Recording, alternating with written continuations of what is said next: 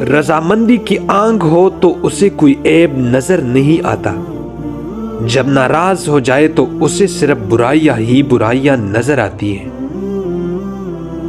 ضرورتیں کم کرو گے تو راحت پاؤ گے۔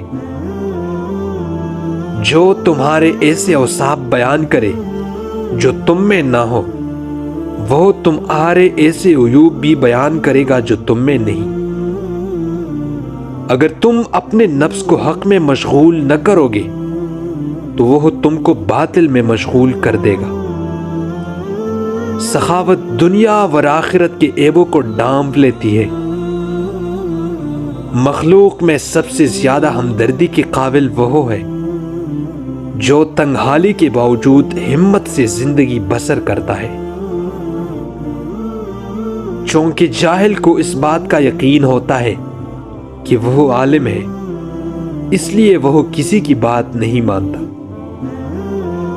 جس طرح بصارت کی ایک حد ہوتی ہے، اسی طرح عقل کی بھی ایک حد ہوتی ہے جہاں وہ ٹھہر جاتی ہے۔ میں نے کسی شخص کی عزت اگر اس کی حیثیت سے زیادہ کی تو اتنے ہی میری عزت اس کی نظر میں کم ہوگی۔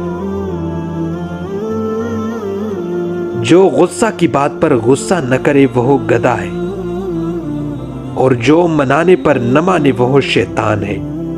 طلب علم نفل نماز سے بہتر ہے۔ طالب دنیا اور طالب عقبہ دونوں کو علم حاصل کرنا چاہیے۔ علم کا مزہ اسے آتا ہے جس نے تنگ دستی کے باوجود علم حاصل کیا ہو۔ جس پر دنیا کی محبت غالب ہوتی ہے وہ اہل دنیا کا غلام ہے۔